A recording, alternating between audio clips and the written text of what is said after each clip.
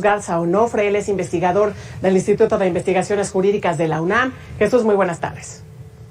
Hola, ¿qué tal, Tania? Buenas tardes, un saludo para ti y todo tu auditorio. Bienvenido a este espacio. Ayúdanos a entender ante qué estamos. Mira, sí estamos ante un caso nunca antes visto en la historia contemporánea de la Suprema Corte.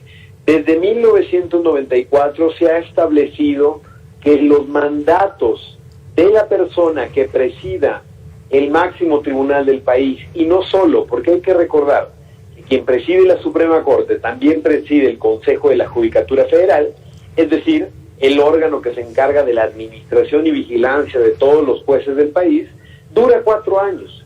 Y en caso de que se necesite modificar o que se quiera modificar este mandato, resulta indispensable modificar la Constitución.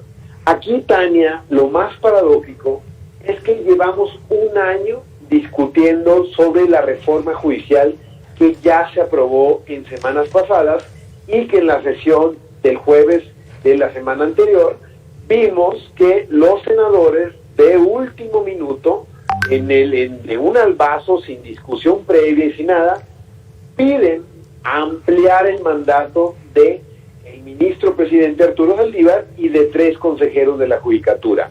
Esto resulta paradójico, porque en ese sentido quieren cambiar algo que dice en la Constitución a través de una ley secundaria. Entonces, estamos ante un escenario en el que parecería que el presidente López Obrador está empeñado en concentrar el poder, por lo menos hasta que termine su mandato en 2024.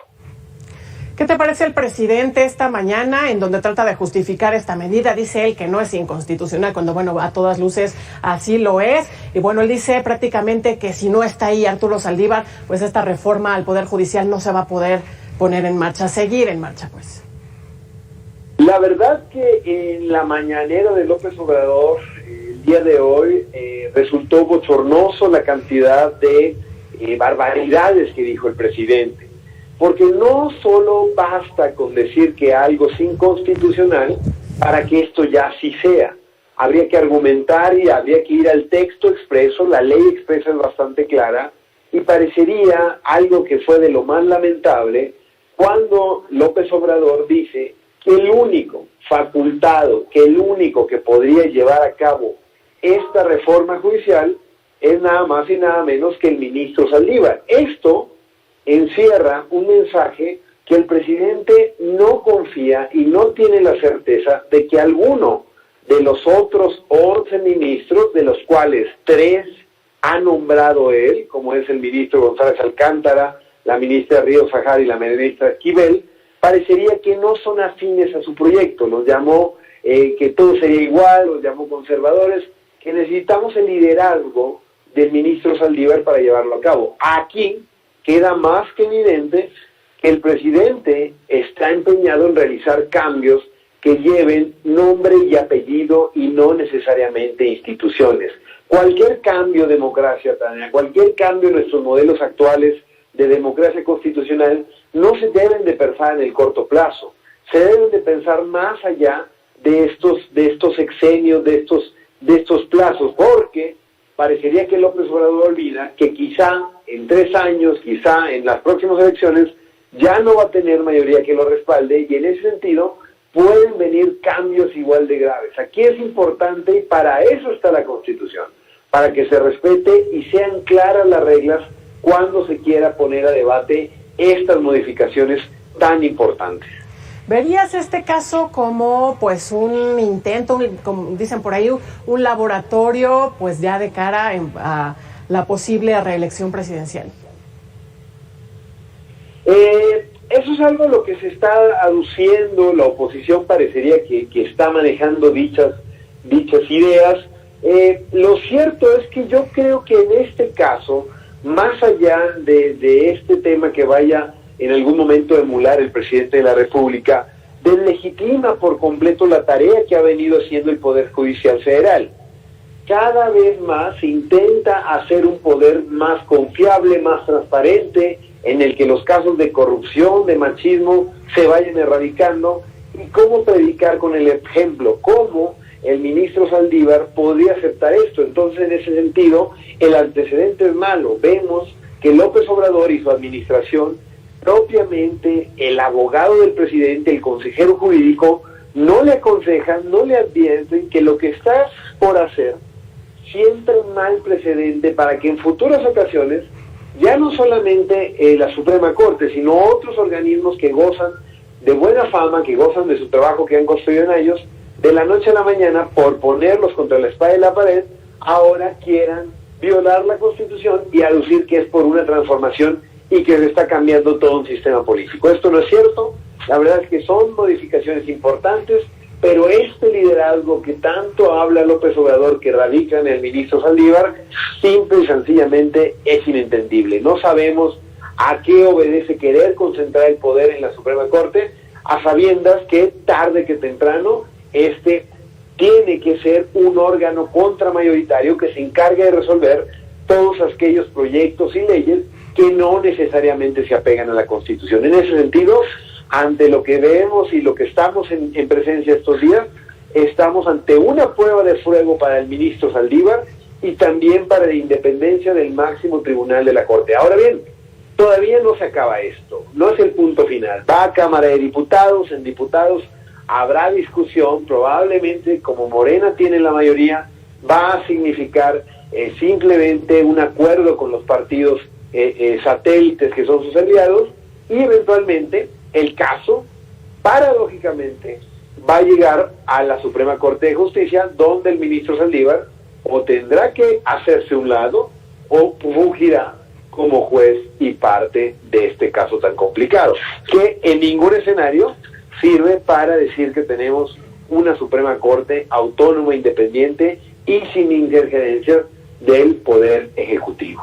Justamente, Tito, ¿qué te parece pues este silencio que ha guardado prácticamente todos estos días pues el ministro presidente Arturo Saldívar, que es normalmente muy activo en las redes sociales? Sin embargo, pues lo hemos visto muy calladito en estos días. Vimos ahí que dio un retweet al comunicado pues que se emitió por parte del Consejo de la Judicatura. Sin embargo, pues no ha habido más. La verdad es que sí resulta paradójico, ¿no? Hemos conocido un ministro que es muy activo en temas de comunicación política, un ministro que ha venido a renovar un poco la interacción que se tiene con el Poder Judicial, y en ese sentido parecería que si no se pronunció ya desde el jueves pasado, como sí lo han hecho varios de los consejeros involucrados, hay que decirlo, Bernardo Batis, actual consejero de la Judicatura Federal, el cual es una persona cercana a López Obrador, que siente simpatía con el actual régimen, ya salió a medios a decir que él no estaba de acuerdo con esta violación flagrante a la Constitución. En ese sentido, yo esperaría que el silencio del ministro Saldívar sea, por un lado, una cierta prudencia para que cuando llegue a diputados o cuando sea el momento oportuno de la discusión, se desenmarque de esto y en ese sentido pueda generar una sensación de independencia, una sensación de que no es necesario estos problemas donde parecería que la política está sobre el derecho. Y sobre todo hay que decirlo también, el ministro Saldívar ha votado en contra de distintas ampliaciones de mandato. No hay que olvidar el caso de la ley Bonilla, donde se opuso fervientemente a la ampliación del mandato del gobernador de Baja California y también a la llamada ley de cuates, cuando a 4 magistrados electorales, incluido el presidente José Luis Vargas, se les amplió de la noche a la mañana el mandato de su periodo en el Tribunal Electoral.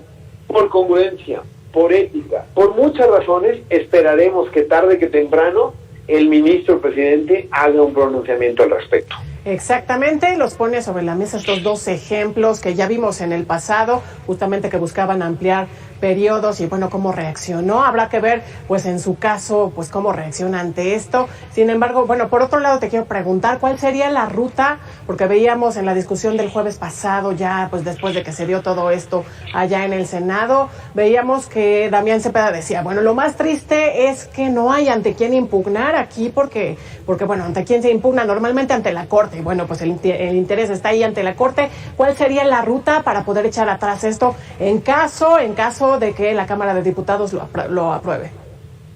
Claro, la ruta sería que ciertos partidos de oposición o que van a votar en contra, si se juntan los números suficientes, interpongan una demanda en la Suprema Corte de Justicia, la llamada acción de inconstitucionalidad, y la acción de inconstitucionalidad tiene la particularidad de que son necesarios 8 votos para poder echar abajo, es decir, es una votación calificada, de la cual el ministro presidente Arturo Saldívar eventualmente se tendría que excusar, como dije bien, podría fungir como juez y parte porque es un caso sobre su propia persona, y en ese sentido pues ya solamente quedarían 2 votos posibles para que basten y sobren para que esto sea constitucional.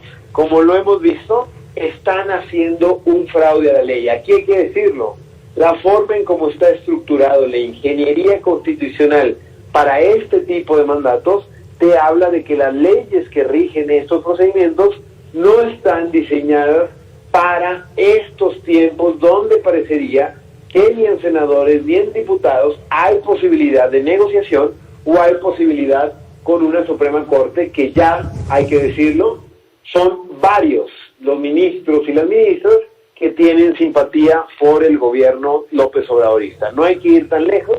El antecedente el año pasado de la consulta popular dejó muy claro que a pesar de que vaya en contra de la ley, que vaya en contra de la Constitución, es probable que la política prime sobre el derecho. Ahí está el tema que sigue generando bastante este regalo envenenado que le manda el gobierno federal al ministro presidente de la Corte. Vamos a ver qué pasa más adelante. Muchas gracias por estar con nosotros, Tito Garza Onofre. Excelente tarde. Gracias, Tania, por la invitación. Un saludo a todo el auditorio. Muy buenas tardes.